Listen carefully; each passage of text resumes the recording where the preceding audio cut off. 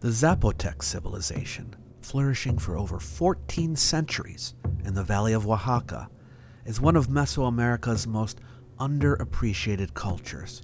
This sophisticated society not only created its own early writing system, but achieved substantial urban development, constructed monumental architecture that demonstrated remarkable engineering capabilities and astronomical knowledge, and maintained far-reaching trade networks with distant civilizations.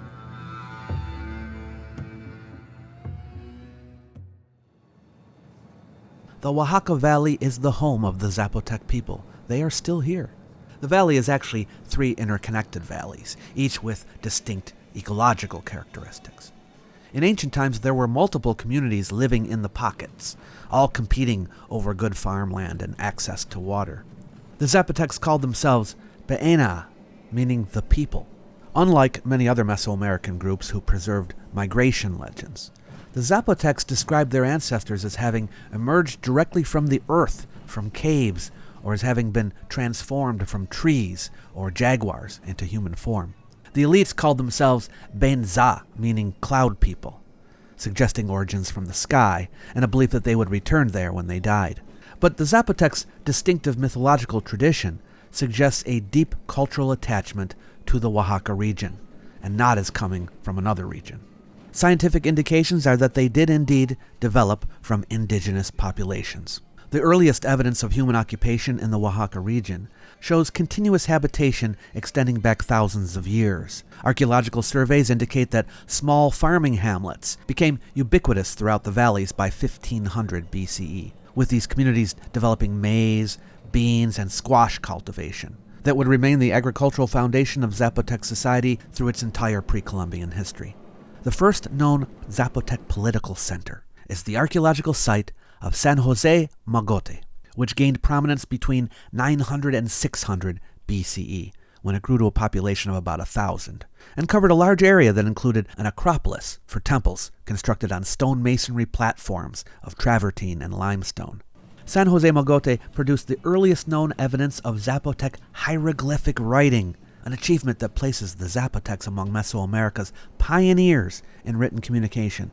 The most famous example is Monument 3, which depicts a naked man whose chest shows evidence of disembowelment, accompanied by glyphs that include drops of blood and what scholars interpret as the calendar day name, One Earthquake.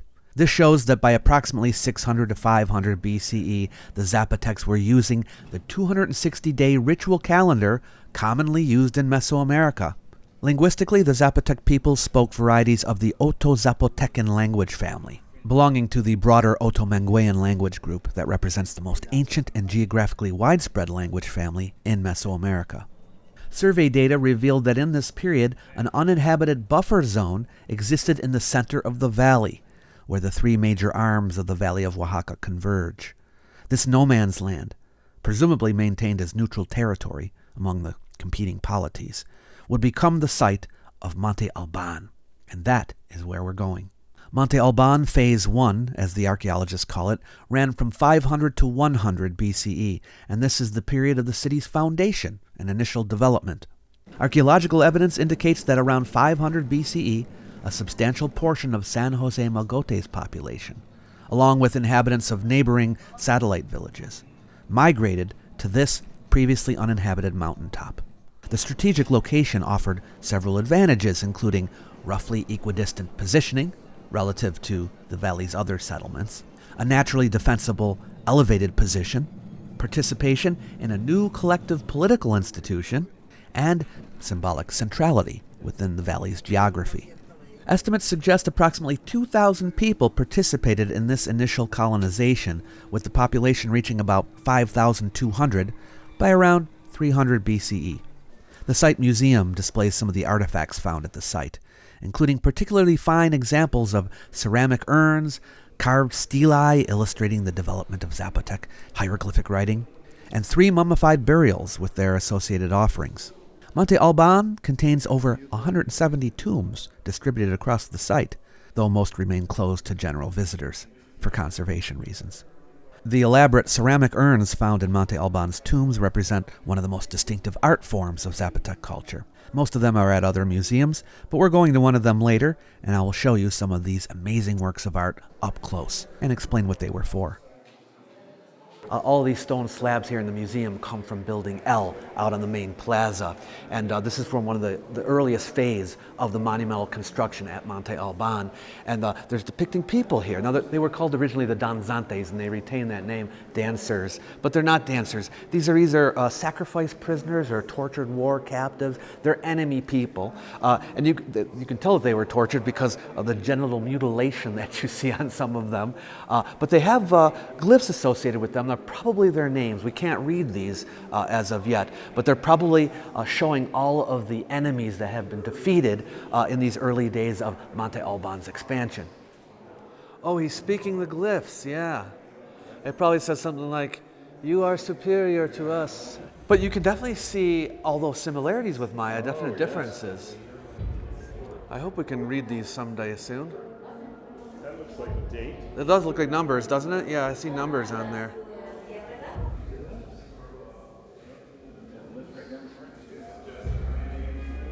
These are the elite tombs that were on site.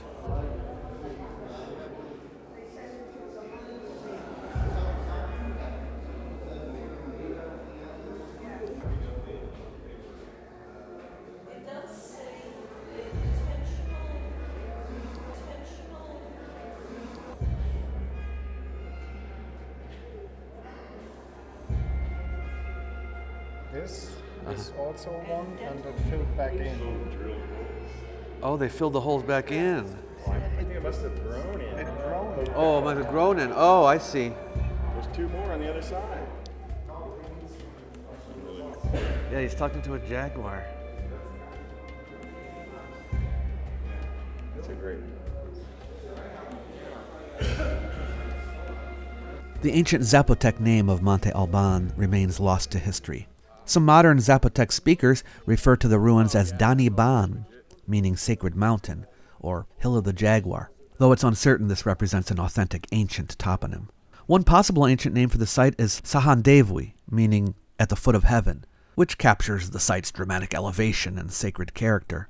The more recent name, Monte Alban, is itself a bit of a puzzle. It may derive from a corruption of a native Zapotec name, reference a Spanish soldier named Montalban during the colonial period, or could even, believe it or not, allude to the Alban Hills of Italy. Here we are at the ceremonial center of Monte Alban. Look at this. It's unbelievable. This was a sacred precinct where only special people could come, the elites. The ordinary people could not come here. That's changed today, of course. But this platform had to be leveled. This was a mountain, right? And think of the engineering it would have taken to remove all of the excess dirt to flatten out this precinct. This is 60,000 square meters, this section of the mountain, and it's enclosed on all four sides, and the buildings are on a north-south axis. They're all aligned to those cardinal directions. But we're going to go up to the top of one of these pyramids and get a better look. Come on. The north platform, which we're standing on, is the second largest architectural complex in the city. The south platform on the other side is the biggest. We're going over there shortly. The north platform appears to have served as the principal elite residential complex for Monte Alban's ruling family and highest-ranking nobility. Here on the summit are four small temples arranged around a central patio, colonnaded galleries that once supported wooden roofs, and residential rooms. This panoramic view underscores Monte Alban's strategic position and the conscious choice by its founders to sacrifice agricultural accessibility and convenient water supply in favor of defensibility, visibility, and symbolic dominance over the landscape.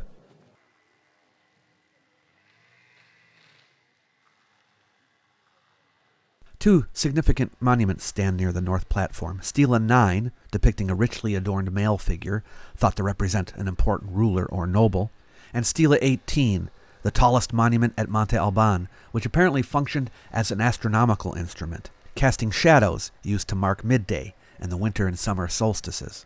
We're approaching some architectural remains from Monte Alban Phase 1.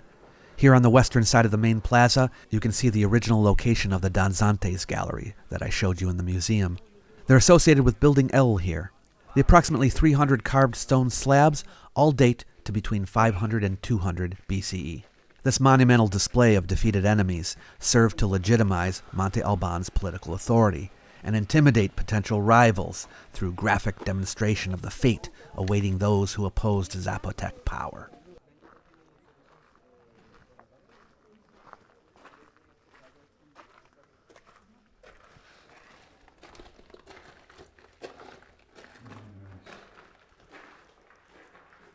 Are these originals or? I think so. They look like it, huh? Yeah. Look, he's speaking. Oh, he's speaking a glyph. The guy outside the door on the left is speaking also. Yeah, he's speaking a glyph. Monte Alban Phase 2, which ran from about 100 BCE to 200 CE, witnessed dramatic expansion of the city, its population reaching an estimated 17,200. The city also expanded its political control well beyond the Oaxaca Valley and beyond the Zapotecs themselves.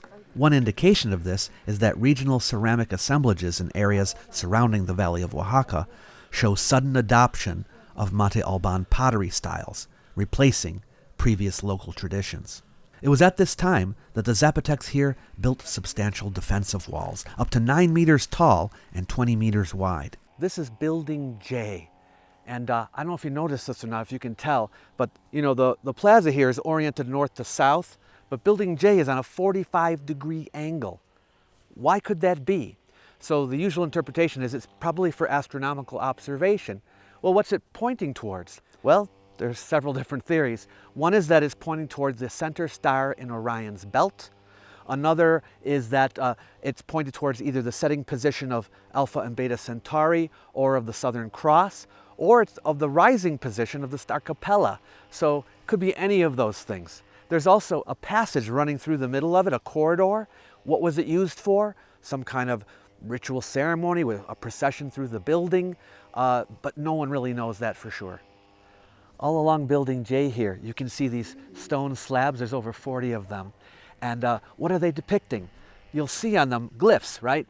Well, they have place names. These are conquered territories of Monte Alban during Phase 2 of its expansion. This is the period of one of the greatest expansions. And you'll see people with upside-down heads. These are believed to be the defeated rulers, so it's stating the names of the places that they conquered. They probably made a slab each time they conquered a new place, and then they displayed them here on Building J. Some of these place glyphs have been tentatively identified with known locations, including Cuicatlan in northern Oaxaca, though most identifications remain uncertain. Yeah, this is from Phase 2, Monte Alban Phase 2.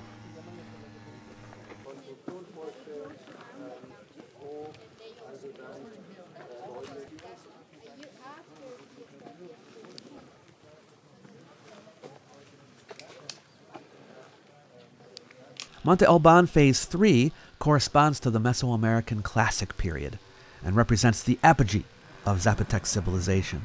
During this time, Monte Alban's population reached its maximum estimated extent of 115,000 people, spread across the mountaintop, surrounding ridges, and valley floor settlements under the city's direct control. Climbing to the top of the south platform requires ascending approximately 150 to 200 steps, but the payoff is worth it. What a view! The south platform here is the largest structure at this site, but a lot of it is still uncovered. It appears to have served administrative and ceremonial functions in a similar way to the north platform. Not only did the construction of this monumental core require the removal of massive quantities of earth and stone from the mountaintop, but also the creation of over 2,000 artificial terraces on the mountain's flanks to support residences and farms, and the development of water management systems including dams, canals, and cisterns on an otherwise waterless hilltop. These engineering accomplishments required sophisticated planning and an enormous investment of human labor. During the early part of Phase 3, what archaeologists call 3A, we have evidence for sustained contact between Monte Alban and the powerful central Mexican city of Teotihuacan, located over 4,000 kilometers to the north. The nature of this relationship, whether diplomatic, commercial, or involving some degree of political subordination, remains debated among scholars, but at the very least, it shows Monte Alban's long-distance exchange networks extended far across Mesoamerica, At Teotihuacan, excavations identified a residential quarter known as the Oaxaca Barrio, where Zapotec immigrants lived for several centuries, maybe as merchants, artisans, or ambassadors. Teotihuacan styles of art can be seen here in imported pottery, figurines, and even in the architectural features in the north platform. Phase 3B, between 450 and 700, saw significant changes in the political geography of the Valley of Oaxaca. While Monte Alban remained the valley's largest settlement and presumably maintained its role as paramount political center, secondary centers began experiencing substantial growth and increasing autonomy.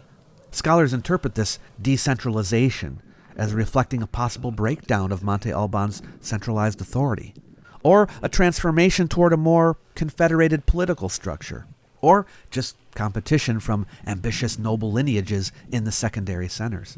Unlike some Mesoamerican ball courts that feature stone rings mounted on the walls for scoring, Monte Alban's court appears to have used the sloping walls themselves as playing surfaces, with the rubber ball rebounding off the stuccoed walls back into the central playing alley. The terraced areas along the court's sides did not, as you might imagine, function as spectator seating. Instead, these benches may have accommodated ritual paraphernalia or served as surfaces off which players bounced the ball. This one was constructed at approximately 100 BC. That's early. 100 BC. The hillsides would have had all the houses. Yeah, they created flat areas. The fruit is green like a pear when it's green. When it gets ripe, it breaks open and the cotton comes out. There's some fruits, green fruits on the far side. Yeah. Oh, so the cotton comes out of the fruit. Yeah. This is Tomb 56. There's a residence on top of it, and the tomb was underneath.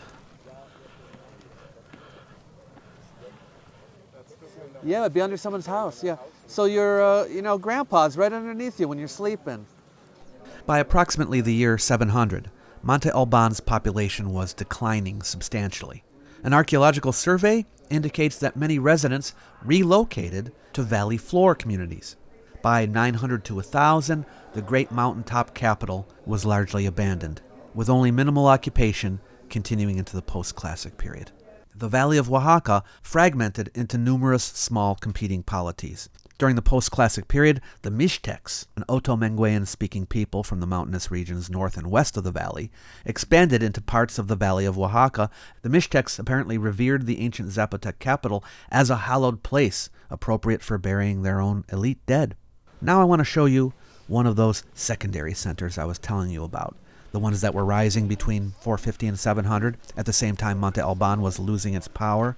Its name is Atzompa, and it's just 4 kilometers to the north, but on another mountaintop. The site will give us an idea of the administrative structure of the Zapotec state during its late classic period, when Monte Alban's direct control may have been weakening, and satellite centers like Atzompa were asserting greater autonomy. The relative lack of crowds at Atzompa give us an opportunity to experience a Zapotec archaeological site in a more contemplative setting. Visitors to Atzompa first encounter a broad platform with a central staircase, likely marking the ancient entrance to the ceremonial precinct. Ascending this stairway leads to a series of 4 terraces.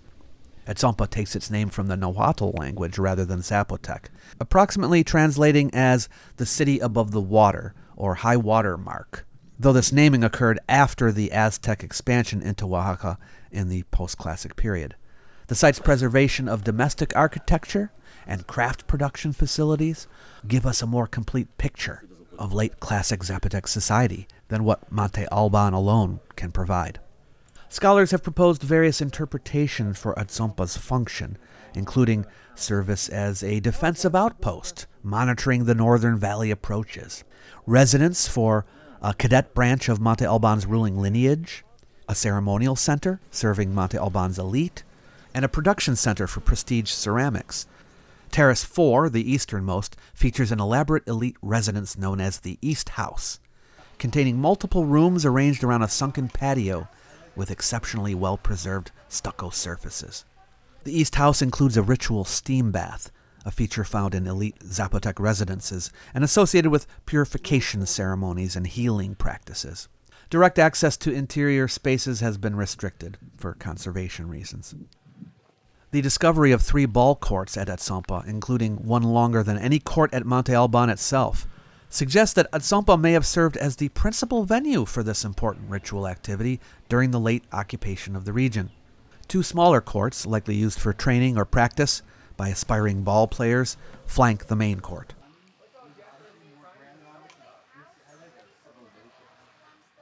The main pyramid at Atzompa, Structure 5, rises prominently at the site's western end. But extensive looting in the past has removed most of its stucco facing, leaving only the basal sections with decorative elements. Another elite residential complex at Atzompa, the House of the Altars, features multiple rooms with plastered floors and walls arranged around a patio containing ritual altars. This residence appears to have belonged to high-ranking nobles and includes associated service areas for food preparation, craft production, and storage. The presence of elaborate residences at Atzompa shows that the site was not merely a ceremonial annex of Monte Alban, but rather housed an independent noble lineage with substantial wealth and authority. One thing we didn't see at Monte Alban, but we have here, is a craft production workshop. There's residences over here, but over here in this area you can see a kiln. Yeah, where they fired ceramics. And there are the remains of ceramics as well. This was a ceramic production workshop. By the way, this tradition still continues today down in the village. They're still making ceramics in much the old way. But here at Atzompa, perhaps the pottery that was produced here was made for all the surrounding area. All this talk of food is making me hungry. Great. Hola. Oh, yeah. One of the benefits of visiting Oaxaca is eating there. Mexican food is fantastic in general, but in my opinion, Oaxaca has the best regional cuisine. And going to a buffet allows you to sample a bit of everything.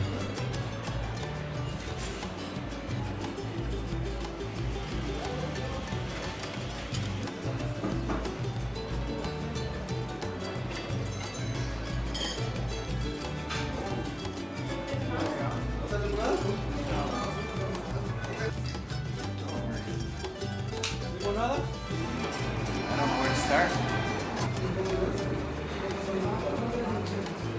Oh my God.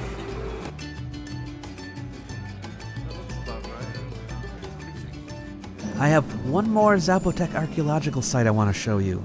It's the second most significant archaeological site in Oaxaca after Monte Alban, and it's called Mitla.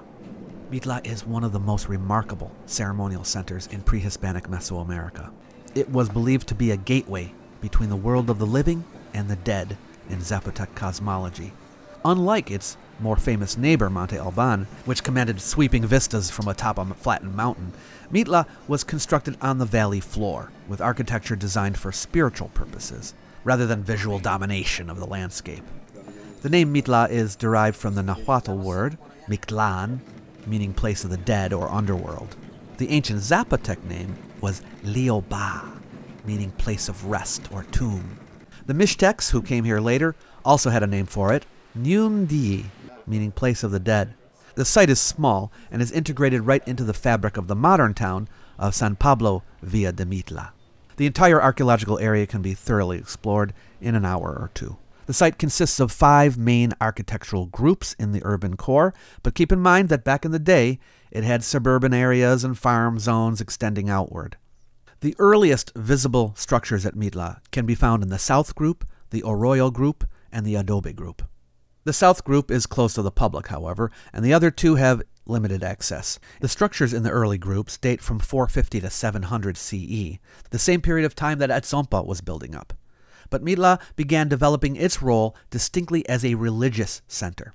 Its location, near natural caves, contributed to its association with the underworld. A cult of the dead was developed here, and a specialized priestly class emerged. As you may have guessed, the Zapotecs were polytheistic, and there was an emphasis in their society on ancestor veneration. They believed in multiple levels of heavens and underworlds.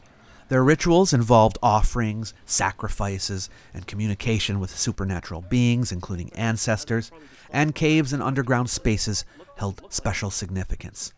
The calendar system of the Zapotecs was similar to other Mesoamerican cultures, and it was a big part of their religion. They used it for recording events, astronomical observations, and scheduling ceremonies. The columns group, also known as the palace group, is a highlight of Mitla. It consists of several rectangular courtyards surrounded by one-story rectangular buildings. This comes from a later time. After around 900, Monte Alban experienced a significant decline, and power in the valley dispersed. It was then that Mitla emerged as the dominant religious authority for the Zapotecs and became the seat of a supreme high priest. The most intensive building activity occurred between 1000 and 1400. We're well out of the ancient period now, but I want to give you the full story. Notice that the main courtyard creates an enclosed space isolated from the outside world. This is typical of Mesoamerican religious architecture. It separates the sacred from the profane.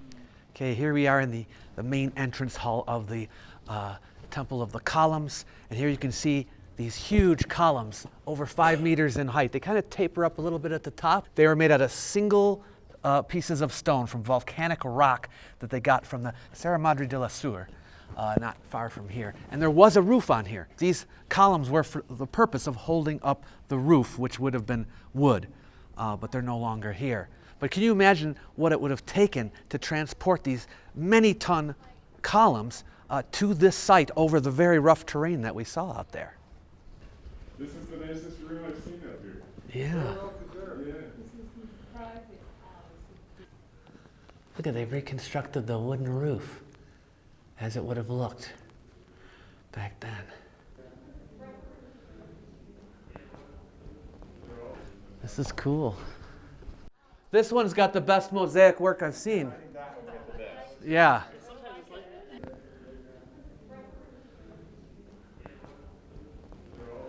They used to think that maybe this was some kind of code or whatever, but not, it's just for aesthetic purposes. But this was a place where people lived, so I guess these are rooms. I'm sure the Spanish love that there are crosses on here. Yeah. Probably where they look. Yeah.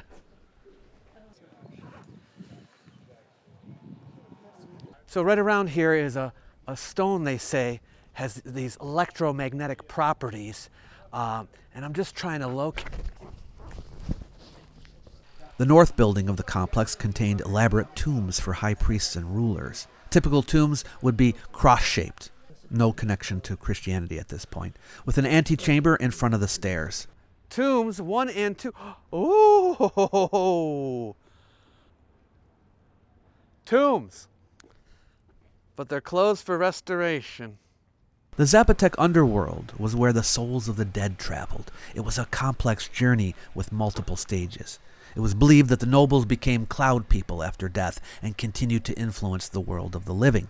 Tombs served as places for ongoing interaction with the dead.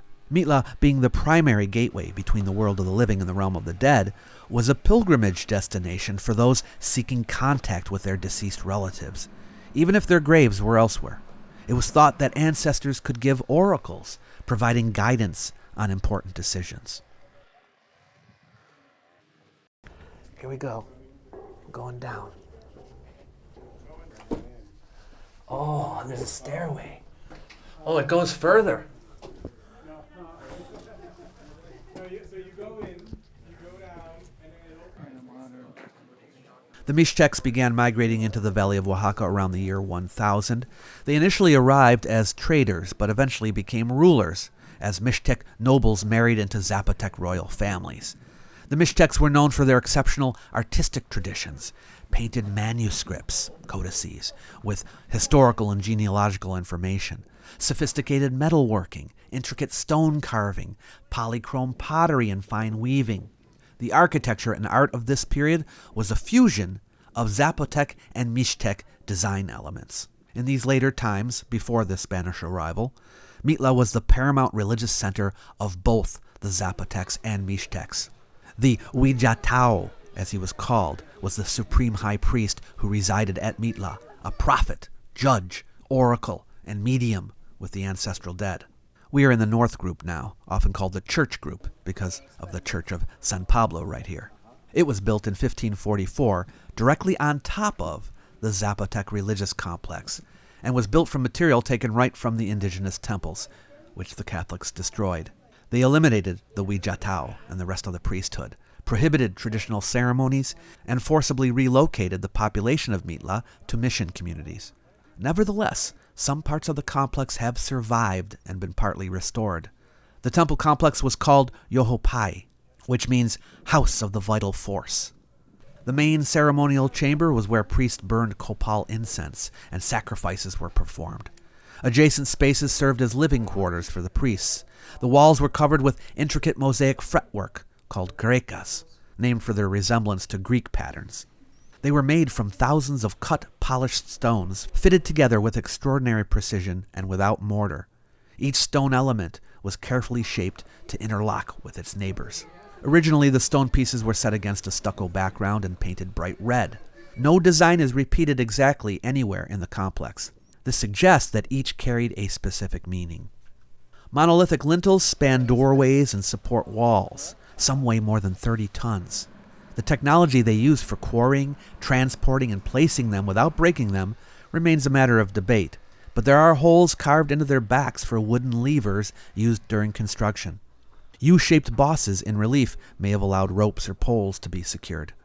Fragmentary remains of painted murals can be seen on the interior walls. One wall contains scenes from the Mixtec creation story of Apoala. Another wall depicts the central Mexican creation saga of the Toltec Chichimex, showing the reach of pan-Mesoamerican mythological traditions. Another wall portrays the founding of Mitla itself by Zapotec priests. What's really cool about these lintels up here is if you take a close look, you will see that there's some mural painting still preserved above them. Do you see it above me? This is amazing. What you're seeing, this art that's there, is very similar to the art that you find in the Mesoamerican codices that have survived. And not many have survived, but you know, the Mixtecs were very big on keeping track of their history and their genealogies, and they made codices like these. And so this is why many people think that this mural painting that you see on the walls that's similar to codices is Mixtec influence. Can you imagine if these painted murals were a little bit better preserved? We'd be able to read some of the history. They have the famous people, they have genealogies in here that you find, you know, in most of their codices, and you might be able to find out some of the history of the Mixtec and Zapotec people. The Church of San Pablo sits directly atop a large pre-Hispanic platform. The wall of the south atrium was originally part of a pre-Hispanic structure and contains fragments of mosaic fretwork. A geophysical survey done recently here has confirmed the existence of a vast underground labyrinth beneath the church group. A large void is located directly beneath the main altar of the church. This validates early Spanish accounts of their existence and confirms the site's function in a Zapotec cult of the dead. Finally, I want to show you some Zapotec artifacts up close. Right in town, near the archaeological site, is the Erwin Frisell Oaxacan Archaeological Museum, which has on display many Zapotec-made artifacts. The sites generally only show you the structures, but to really understand the Zapotecs, you also need to see the smaller things they made. Beautiful stone carvings and architectural fragments can be seen from various periods. Well, these are representations of buildings. These guys look almost like monsters. You can see similarities with the Maya, but definitely it doesn't look the same. There's painted pottery, figurines, and of course, the famous Zapotec effigy urns. Look at that artwork, huh? Yeah. These were part of the tomb? Yeah, these were left in tombs. So this is clay or this? They're ceramic. And if I'm not mistaken, DC is AD or CE. These are beautiful.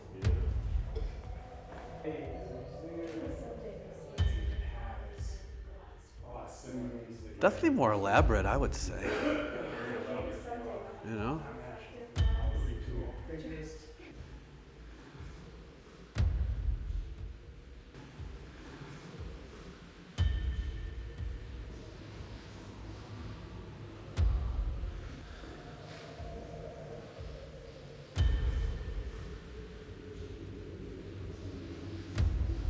They are. This art is a little bit more intricate. I mean, T-shape, they got the symbol on the belt. Yeah, I mean, if you live on a mountaintop,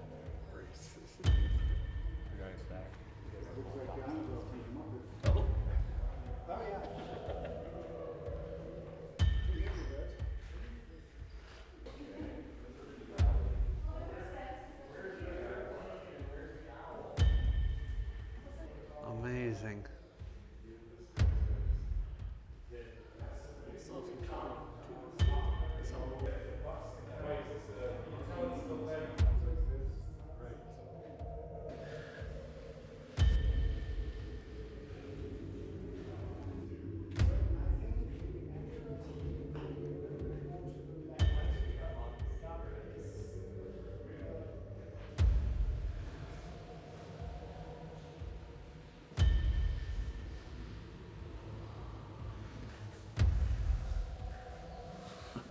One of the most well-known Zapotec artistic creations would be their effigy urns. Here's an example of one of their effigy urns. It's one of their more elaborate ones. Some of them are simple, some of them are more complex.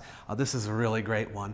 But what is an effigy urn? These were found inside tombs. Sometimes there'd be several of them, and they come in all different sizes. This is one of the bigger ones.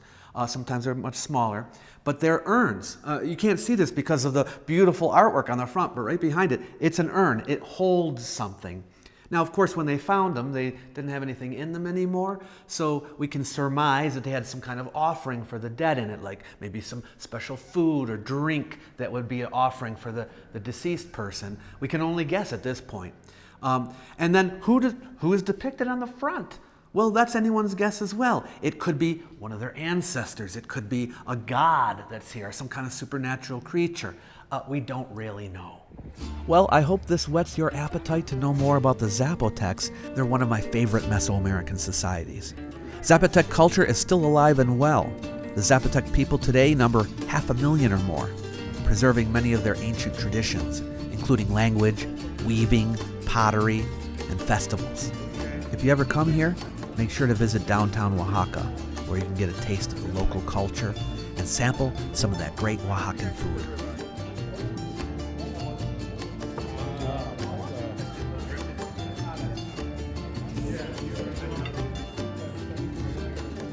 In our next episode, we will visit the site of Mesoamerica's largest pyramid and explore a famous temple, which some people claim depicts the great flood that wiped out Atlantis.